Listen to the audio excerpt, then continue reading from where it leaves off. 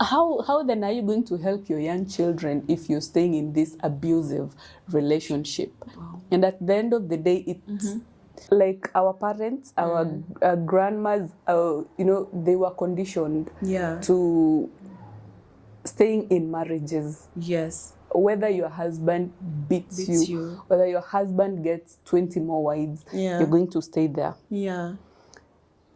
That is like how they knew life. It's what our mothers grew up seeing. Yeah. It's the conditioning. Don't get married because you want to get married. Yeah. Get married because there's something you've seen in your partner. You want that complements you. That complements exactly. You want you just don't want a husband. I just don't want a husband. I want a friend. I want a companion. I mean, I want someone who I will wake up 20, 30 years from today and we will still have the same vibe that we have today. If you see the possibility of this person being violent, walk away. It's a red flag. Pretty much. Walk away. Yeah. Walk away. Do not wait. Like if you come home and this person is shouting at you and he's almost hitting you, the next time he's going to hit you. Tell me about it. The next time he's going to hit you. Because what is going to hold him back? Yeah. Probably the first time it's just fear, like how is she going to react? How is she going to react? How is he going to react? If he comes and wraps you up, puts you against the wall, what makes you think he's not going to smash your head against the wall next time? Yeah. If your wife is constantly, calling you names and she's slapping you and all these things, walk away. Just walk away. A lot of men don't. They so afraid of speaking out because they're afraid of being judged. People will call them weak. You're weak, bro. You're weak. Oh my boy, please be weak. It's allowed. How is your wife beating you? I mean, they fear the judgment. But then how else again would you know you're strong if you don't experience weakness? Ladies and gentlemen, welcome back to this episode of Disconnected Bonder.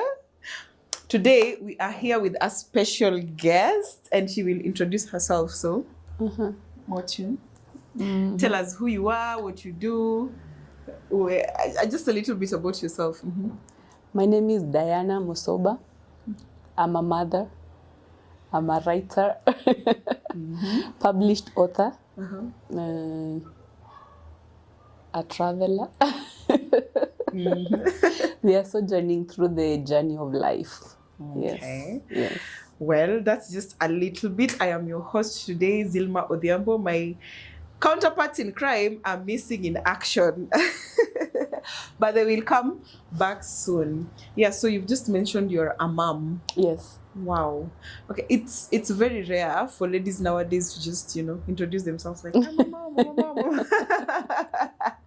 That is my first identity. Everywhere I go, if someone asks me, who are you? Wow. I'm a mother first before I'm a woman.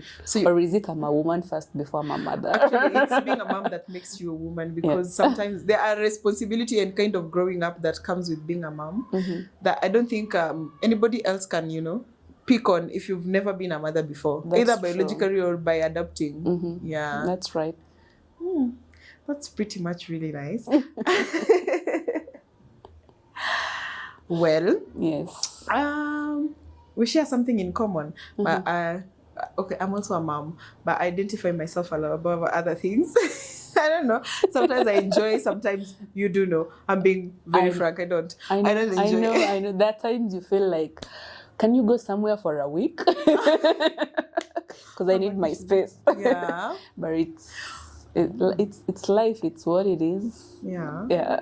You've mentioned you're a writer. Yes, I'm a writer. What do you write? Nowadays people identify me as a Facebook storyteller. It's one of the identities that you have. Yes, Facebook storyteller. And sometimes I'm passing through somewhere and someone will, Diana the writer. I'm like, okay, so Diana the writer. You've transitioned from paper to keyboards. Yes. I love that. The other way around. Yeah. I went from the keyboard to paper because I have a book. Oh, yeah. Yes. Wow. What's the name of your book? Till Death Do Us Part. Okay. What does it talk about? It's a book about life, but my theme is domestic violence. That is the main theme in that book. It's a fiction book, but most of the incidents in the book are things that have happened to people in and around. Okay. Yeah. So for you to write like till death do us part, it's domestic violence as in between couples or within just a home area, siblings? Between couples. Yes. Oh, wow. Yeah. And a lot of people face that, by the way. A lot of people face that. What was your inspiration? Okay, I've always been passionate about women. I'm not an activist per se. You could be a feminist. I'm not a feminist either. I'm just Diana, the storyteller. So while in college, I went to stay with my brother in Kangemi. Oh, wow. He used to stay in Kangemi, so I used to go there a lot. Then he had this neighbor. She was very young. She had her first kid while in high school. I think she was in Form 3 or Form 4. Wow. And after high school, from school to getting married, and this guy used to beat her like the hell out of her. So when I go there and they're fighting and she had 2 kids. The smaller baby was months. She never used to work, but the guy used to work. So he'd go to work, he doesn't leave food behind. When he comes in the evening, there's no food, or this lady is asking, what are we eating and stuff, and he beats her up. Wow. Then leaves her there to go and eat at his mom's. Wow. So, I started questioning this girl, like, what are you doing to your life? You're so young. I mean, you have so much potential. Why are you staying? Yeah. So that is how I started developing the interest. In writing a story. Not even the story, in understanding domestic violence. Like, people stay in it. Why? Yeah. Wow. Because if someone is beating the hell out of you every day, you have a black eye once every week, somewhere in your face is swollen. Either your jaw is hurting, your arm is broken, you have a blood clot in your back. I know this guy beats you every day, but you're still there. You're sharing a bed with this person. This person has the potential to even kill you. True. How then are you going to help your young children if you're staying in this abusive relationship? Wow. And at the end of the day, it affects the children, because if you look at children who have been raised by violent parents, those kids grow up with so much trauma that it alters their lives. Actually, in a you way. see, the way they say, you become what you hate the most, or you do what you know. So if you find like most of these people, either they tolerate abusive partners or they become the abusive partners. Because that's exactly what they know. That's all they know. Yeah, that's all actually they can that receive. is all they know, because if I've seen my parents fighting from when I was young, so I will grow, my mind will know that fighting is normal, it's okay. So it's either I will be violent or my mind will hate it. So I will. But I will always be drawn to violence. Yeah. Because it's, it's like an energy. So what you consume, what your children consume is what they become. Yes. Wow. Now that concept is mind-blowing, because actually today we've invited you into the show to talk about gender-based violence. Yes, and there are very many forms of GBV, and I think I would love to tackle with you domestic violence, the way it has become, how we can identify, prevent, or sometimes even just come out of it. Because we know, of course, there are scared people, and they would really love to let a story inspire them to move on, soldier on, or change something in their lives. Yeah, true. And a lot of community, actually, I'm even surprised this was happening in Nairobi. Because people in the cities, people are supposed to be woke and they're supposed to be open-minded. But also something I've come to notice, people don't mind other people's business much. So nobody would come to your aid. But there is a lot of aid out there that you can reach out to, community-based aid or whatever. But now in the villages, there's also that stigmatization of, you have to really get married.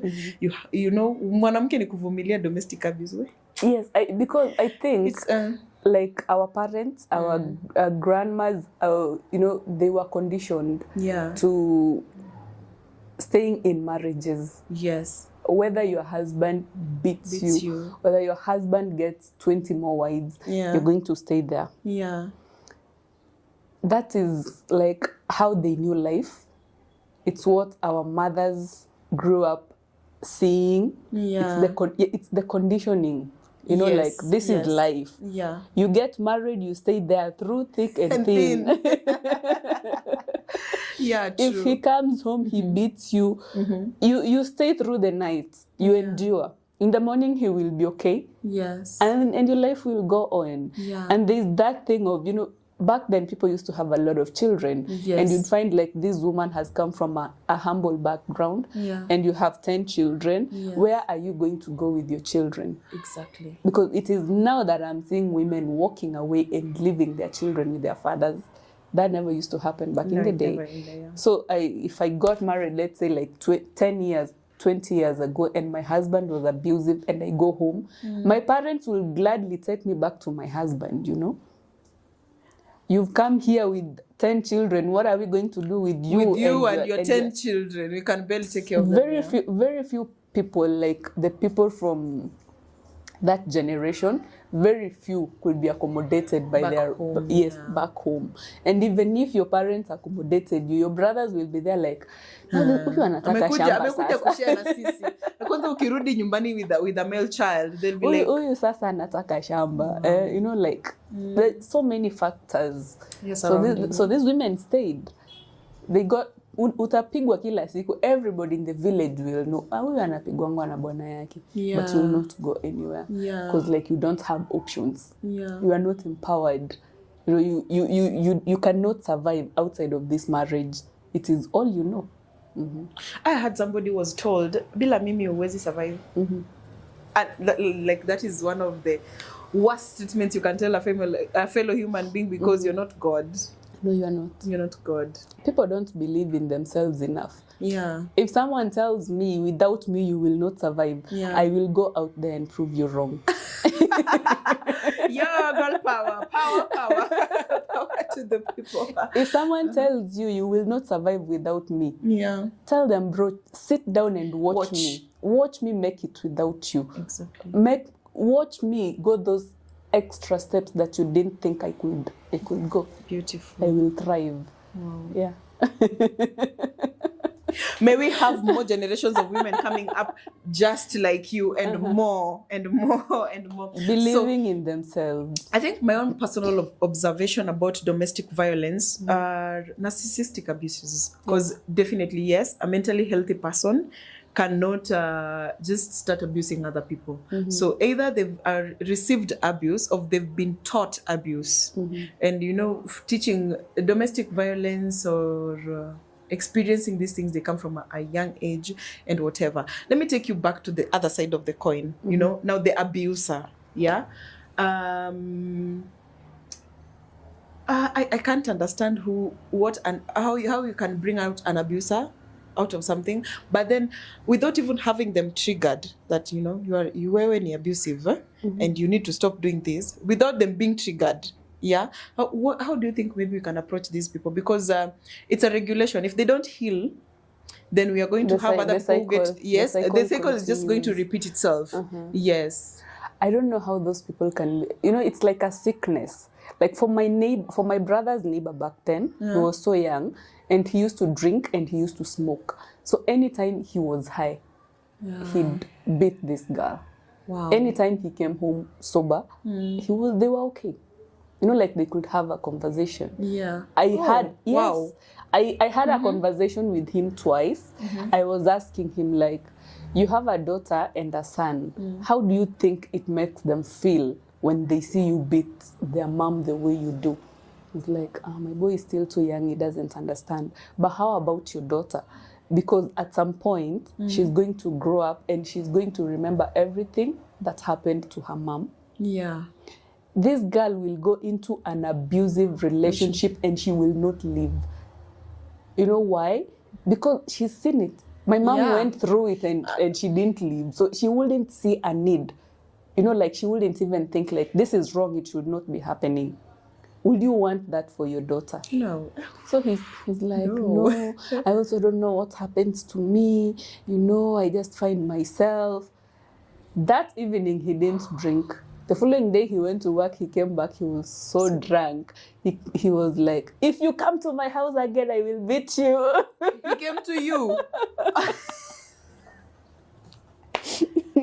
Wow. If you come to my house again, I'll beat you. So my brother was home. He was like, you want to beat who? You think this is your wife? You want to beat who?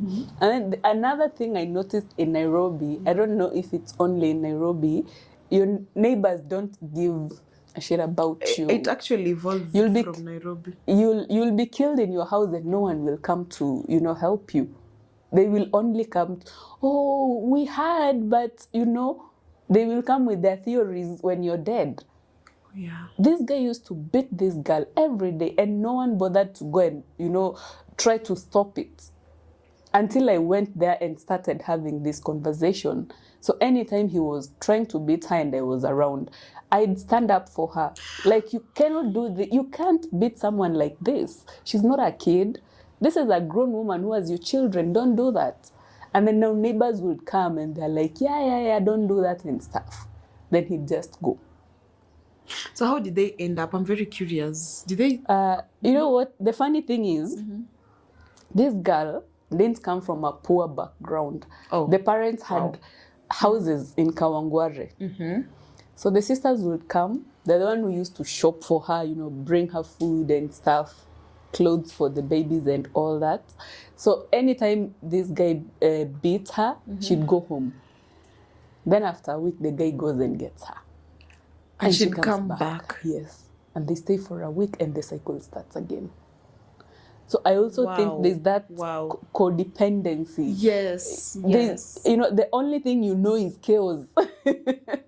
Did she also come from an abusive family? No. But I owe it to the fact that she got married so young before she could, you know, understand like this is wrong and this is what I want for my life. Yeah. So it took her time. And maybe that could have come from the pressure of, you see, back then when we were girls, we were used to be told that sai ukizaa we ni mwanamke na huwezi ishi na mwanamke mwenzako kwa nyumba, now your mom. Yeah, you get, and even mothers used to tell their daughters like that, you know, mi siwezi kana mwanamke mwenzangu kwa nyumba, bwana ni mmoja na ni wangu, wewe ndo tafute wako, you see.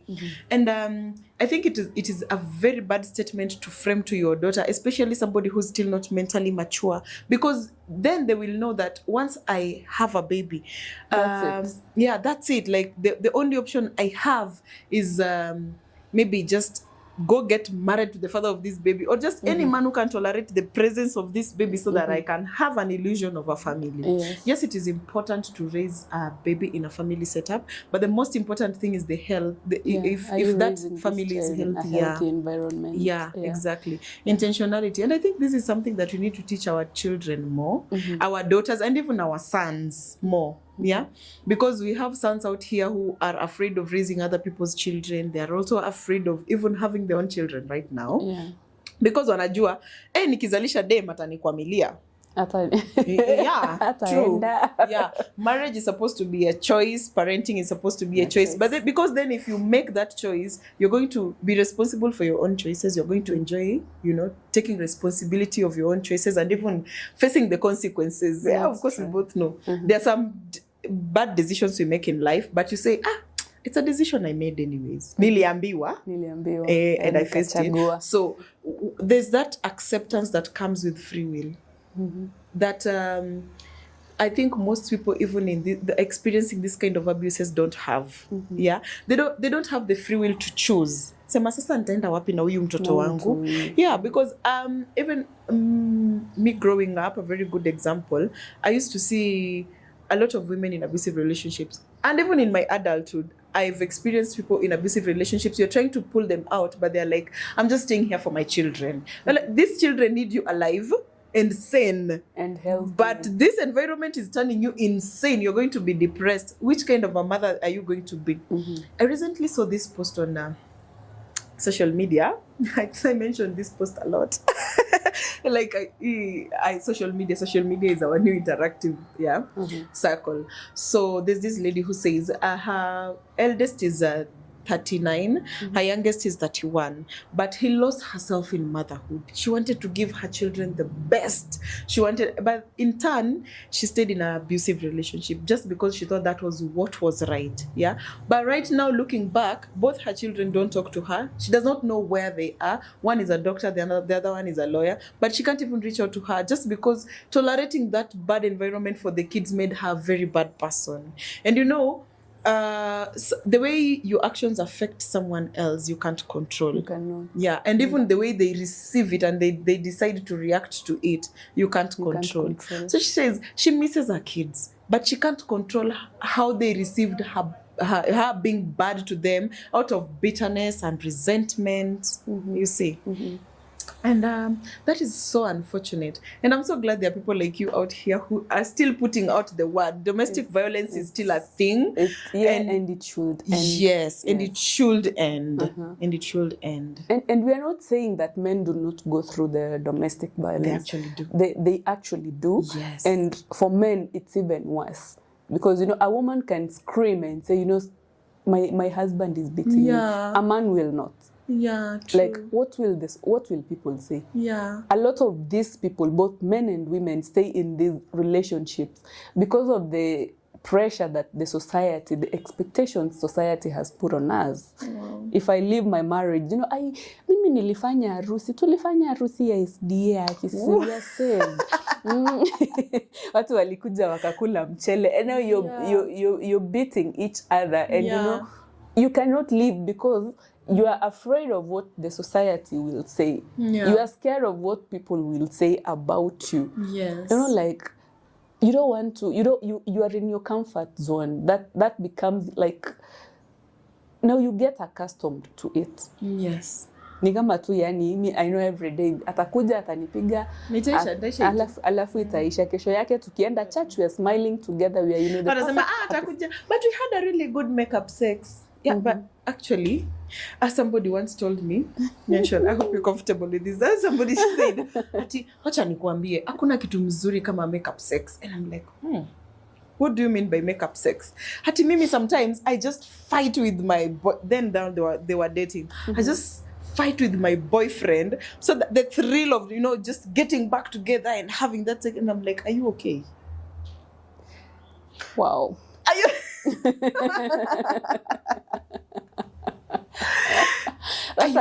That's a sick person, because why do you have to fight to get stimulation? Yeah. If I like you, and like you it's come supposed to be automatic. I know. I'm there with you. I'm in this with you. I really like you. I don't need to fight with you to have that, stimulation. And I'm like, no, this is it. Reverse cowgirl, baby, but we just fought. I mean, no, it doesn't make sense. Do you like this? Do you like this? And I have a bruise on my back. No, I don't like it. Your jaw is broken. My jaw is broken. Because we were fighting and now we are making up. That's a sick person. On a lighter note, though, I think people should just learn to go out there and speak. Look at us right now. We are women creating a platform, and most people are going to misconceive this and say this is a voice for women. Yes, we are a voice for women, but also for men. And actually, our grievances go even out there more for men and the boy child, because the society has conditioned these people to just not speak. Yes. Not speak. And I just still feel like there is not enough noise made about it. I'm a boy mom, and I understand how sad it is to have somebody just internalize their fear, their pain, and their traumas and their problems, you see. So these are the things that even turn them into being abusive, because now if you can't control how your mind even reaches out to you inside with your soul, you're constantly fighting you will always constantly also just fight your environment, whether some people come in meaning good or bad. You'll just be that repulsive person, abuse. And I think that is even the reason as to why we get to hear a lot of cases. Of course, we know a woman's weapon is her tongue, but a man's weapon is always his hands. That's why you're told, if you go into a business deal and you have a woman, the way she presents herself, and even if she knows how to do a presentation, you ace it. But a man's productivity is shown in his work. What do you have? What have you achieved so far? Yeah. So I think that is the pressure they get into them now when it comes to the negative part, because ni nini mwanaume hata simama kwanza ku verbally abuse themselves with you. Exactly. So what do? They let you abuse them verbally, or maybe you just rant there, and then it will get to them. They don't know how to control their anger. They don't know how to control themselves. They'll hit you. Yeah. And I'm not making any excuses for any man who's beating somebody out there, but probably that's even the trigger. In most cases, that's the trigger. That should not be an excuse. It is not an excuse, but it is a trigger. Yeah, it is a trigger. Yes. So I think also it trickles down to, in domestic violence, marriage is a very sensitive issue and wide. But one of the best things you can do to yourself, or one of the best key gifts you can give to yourself and the person you are marrying, is intentionality. Why are we getting married? If it is for all the wrong reasons, because sababu tuko na mtoto, please let's co-parent. Yeah. I tell a lot of my friends, don't get married because you want to get married. Yeah. Get married because there's something you've seen in your partner. You want that complements you. That complements exactly. You. You want you just don't want a husband. I just don't want a husband. I want a friend. I want a companion. I mean, I want someone who I will wake up 20, 30 years from today and we will still have the same vibe that we have today. Yeah. Someone who loves doing the same things that you love doing. Yeah. If I love traveling and my husband does not like traveling, I'm not going to force him to travel with me. But it's going to bring discord. Like, ukiendanga hizo masafari zako, mimi najuanga unafanyanga nini. Ama when I'm away, I don't know what you do. If you don't like drinking, do not marry someone who drinks, because this person will be going out every other weekend or every other time, and you're left in the house. So you'll be there like, and you can't go with them because you don't like that environment. You find you someone who has the same interests as you. You enjoy doing similar things. That makes for so much better than I just saw you and I like how you look and I like your color, I like your figure, I like your beard. So let's get married, let's have babies, let's do this. I want to have your baby.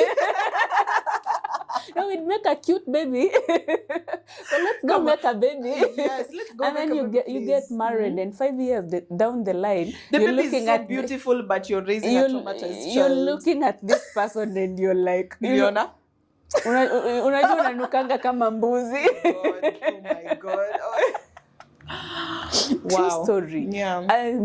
I always tell people, get married for the right reasons. Yeah. Find someone, you're comfortable doing like 5 or more things together. If you like traveling, find you someone who likes traveling. Go explore together. Because if I keep forcing you, babe, tunaenda Zambia. Okay. But you don't like it. You will go with me just to make me happy. But you will be miserable. And now this misery breeds other things. Contempt, because after we come back, you'll want to go and do something that you like. Yeah. And then you will go do that something that you like, and you will find someone who is enjoying that what you like. And that is how people find themselves drifting apart. Yeah. Also, alternatively, there is also just make it make sense. A partnership can be, this is somebody who has, you've met in adulthood and they've experienced life differently from the way you experience. Sometimes not everything that you like might always come to be the same, but be an open-minded person. One thing I know is for you to have a successful, partnership with anything, just focus on being the right partner. Yeah. Focus on being a good person. Be a good person. Be a good person. Exactly. Are you open-minded? Are you reliable? Do you understand the person who's coming into your life? How much can you tolerate? Of course, with boundaries. If you can, actually, that even comes with part of being the right person. Like, no, this is where this is where my limits are. I can't tolerate more than this. Because if I know very well that I don't drink, I hang out. Okay, I drink. If I know very well that someone does not drink, I don't like it. Okay, someone else does not drink, and I'm like, okay, to what extent can you tolerate a drunkard? Yeah, exactly, because I know I drink, I don't mess up when I'm drunk. Actually, I'm even, I don't know, my antenna opens up when I am drunk. I'm extremely cautious. Even of people that I drink with, I'm like, no, you're not doing the right thing. So I become the mother of the group most of the time. But now this is somebody who does not drink and come, you know, there's some people who don't drink, not because they choose not to drink, but they contempt they have towards drunkards. Like, I hate a drunkard. You know, someone who drinks. And then you go and marry someone and then you go marry somebody who drinks. How is that? That is a discord. Yeah, that make is a it very make sense. Yeah, make it make sense. Exactly. So these are some of the ways that you can even prevent having domestic violence. Yeah. Because I hate smokers. Yeah. When your partner goes out to have a good time, you already have an opinion. This person is going to come back. She's going to cause chaos. She's going to do blah, blah, blah. Exactly. So by the time this person comes back, you are so agitated. You are, you know, anything small they say is going to trigger you. Yeah. And that is how you start fighting. Wow. Domestic violence is a big task, by the way. And it is still, as I usually say, it is your individual initiative to prevent something bad from happening to you. But in case it happens, also make sure it doesn't happen a second time, or seek help if you're vulnerable. There are people out here who want to help. If you see the possibility of this person being violent, walk away. It's a red flag. Pretty walk much. away. Yeah. Walk away. Do not wait. You know, like if you come home and this person is shouting at you and you know he's almost hitting you, the next time he's going to hit you. Tell me about it. The next time he's going to hit you. Because what is going to hold him back? Yeah. Probably the first time it's just fear, like, how is she going to react? How is she going to react? Sure, how is he going to react? If he comes and wraps you up, puts you against the wall, what makes you think he's not going to smash your head against the wall next time? Yeah. If he slaps you the first time, what makes you think he will not, you know, hold a knife to your back or to your neck? Wow. If you see someone as violent, do not make an excuse for them. Just walk away. Walk away. That is the only thing. Yeah. If your wife is constantly, you know, calling you names and she's slapping you and all these things, walk away. Just walk away. A lot of men don't. They so afraid of speaking out because they're afraid of being judged. People will call them weak. You're weak, bro. You're weak. Oh, my boy, please be weak. It's allowed. How is your wife beating you? I mean, they fear the judgment. But then how else again would you know you're strong if you don't experience weakness? Because a lot of men pride themselves in being a strong person, and even women. I pride myself in being a strong woman or a strong man. I can take this, I can take that. They always want to prove. Then again, how again would you know the power of your strength if you don't experience vulnerability? I think it is pretty much very admirable and very strong to be vulnerable and still go through something. That is what we should be teaching our children. Yes. That it's normal. It is okay for you to, you know, to go through all the emotions of life. Yeah. You can be sad. You're allowed to be sad. You're allowed to cry. You're allowed to collect yourself. You're allowed to be strong. You're allowed to be everything that comes with being a human being. Yeah. Because we're a mass of emotions. Yeah, exactly.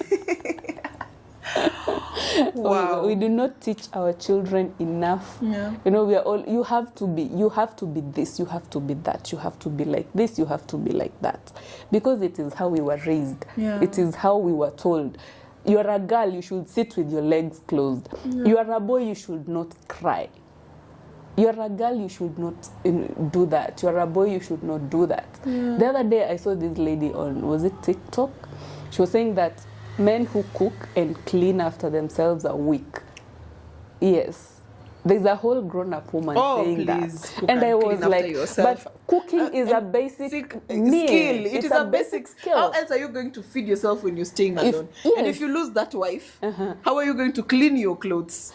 You know, I was looking at this lady and I was like, if I had a baby today, I just came from the hospital and my husband is in the house. Is he going to wait for me to, you know, I'm nursing myself. I just had Now a that's baby. a weak man. So then I go to the kitchen and cook for you, and you're sitting there feeling strong. Wow. Like, I'm a man, I'm strong, I cannot cook. Trust me, in this perception, I think you make one of the best mothers out here. We have much to learn. Life is about, we are always learning. Yeah. And I saw the comments, most of them were from men, were like, me, I can never go into the kitchen. Like, go live in the forest. Even in the forest, they'll have to climb a tree to pluck a fruit. I know. The fruit is not going to come to them. Even male species in the forest provide for their... And I think this is why we are breeding men sometimes out here who cannot even provide for their families, because in the first place they don't even know how to provide for themselves. They don't. Providing for yourself doesn't necessarily mean you generate an income. Sawa, you can, but then how do you know how to outsource what you need with that income that you get? Yeah. How do you know how to present what you need, your needs? Exactly. So I think that is why we have even one of the worst providers on the earth, because some of them, so not one of them actually, some of the worst providers on earth, because you'll find a father who's present in a family setup but absent In as a his parent children. Yes. because they know maybe bora nimeleta pesa mama atafanya kila kitu, she'll plan, she'll paid do school everything. fees, I've paid rent, I've done sijui, nilimpea do. So you don't have that connection with your children. And this is what their sons copy, and that's how they turn out to be, or maybe just they turn out to resent the kind of their fathers, which is very rare. Yeah. A lot of children, like for boys, boys have this attachment to their mothers. Yes. If I go home today and I tell Jabali, no, Baba, you finished your food, don't take the plate to the kitchen. Our help will take it. He will grow up knowing, I'm a boy, I'm a man, there are things I shouldn't do. I think as mothers, we also owe it to ourselves to bring up healthy men. Our mothers, some of our mothers have enabled these people, If I don't teach my son that you need to clean up after yourself. Yeah. When you come from school, don't throw your socks and uniform and everything else everywhere. You have a laundry basket. Learn to put your things in there. During the weekends, you need to know how to wash your socks and your boxers and your hankies and, the small things. How will he know when he grows up that he's supposed to clean after himself? Because our mothers, huyo ni kijana hafai kuenda jikoni. Yeah. Kwanza, I hate that perception. And also plus, nowadays you see, most mothers are out there grinding. They leave the responsibility to nurture the children to the help. And the help, ako hapo, they want to earn money. So there is no way ata engage mtoto. She wants to do her job and earn her work. Mtoto ana grow up, they don't even know how to handle household. Now they get to an age where they can't afford to have a help, but also they can't afford to do house chores on their own. Yeah. So I think also one of the biggest responsibility as current mothers is, in as much as you are easing down on your burden in the household, please also ensure that your children are involved in, in just learning basic life skills. Yeah. You don't leave everything to the help, so that when they wanatoka pale nje, they get stranded. Wanaenda kampo, they have to get involved into campus marriages. That's because they can't take care of themselves. They can't cook. They have a girlfriend come cook for them 1 or 2 times. They tell them, can you move in with me? Yeah, they come in. This is how we start. And that is how they mess their lives. Yeah, true. Because we do not teach them enough. We don't. I have seen people who cannot even cook tea. Tea is the simplest thing to cook. Personally, I don't like cooking, but I know how to cook. I can survive. Yeah. You don't have to like it, just know it. Just know it. You don't have to like it. Yeah, exactly. I know people who cannot even cook tea. And it's because their mothers were like, vijana, they don't do this, Yeah. Like, hawezi enda jikoni aoshe vyombo. Yeah. If we eat, someone has to clean up after themselves. But just in case somebody grew up in such a household, you can't hold it against your mother. Probably wao pia walilelewa mahali penye ladies did everything, because I tell you, actually people do what they know. It also, once you're an adult, you can make decisions outside what you are taught. It is. Yeah, it exactly. is up to you And that to is make what, yourself yeah, a better because even person. in developmental psychology, it says once a child hits teenage, they start questioning everything they've been taught. Yeah, and then they start to adopt. That is why unapata mtoto hata anatoka from a Christian background, they end up maybe testing and using drugs, or maybe abusing it even after that. Maybe because there is no control, they were not taught right, so they start questioning, they become regressive, and wanaanza kunini kukua niseme aje, vichwa ngumu, rebellious. Yeah, they start becoming actually a lot of abuses, even domestic abuse, sometimes is rebellion in its work, especially when it comes from women. Most of it is rebellion, because I know a friend of mine who says she saw her mom go through a lot of shit and keep quiet. Yeah, so her mother was silent, her dad used to abuse her, but then now she didn't know how to break this silence. So she later came to learn, if you speak, sometimes it will save you. So she speaks too much. Yeah, she found herself speaking too much. She actually shared this after, going through therapy and now understanding there is time for silence, there is time for explaining yourself. Sometimes you just say no and just keep quiet. But you find herself, she'd go out there and just over-explain herself. He did this, he did that, he did that, and I didn't like it. And I'm like, what triggered you? Like, you're talking from a place of bitterness. I'm like, I saw my mom go through this. I don't want to go through it myself. So it's just rebellion in itself. So the brain works differently, and sometimes it even comes from the subconscious mind. Yeah, you are reacting on something that you don't even recognize, but you actually have it and you're going through it.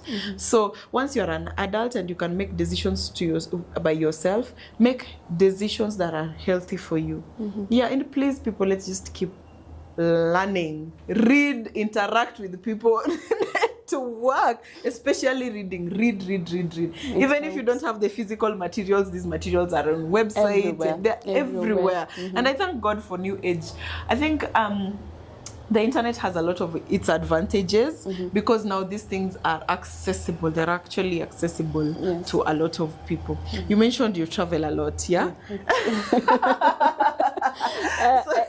Everywhere I go, I started this culture of collecting bands with my book. Yeah. So this is everywhere my book and I have been to. Oh wow! I love the part that's part of that statement. My book and I. Okay. When you travel, it also opens your mind to things you didn't even think would be possible. Someone said, until you taste someone else's food, you'd always think your mama's kitchen has the best food.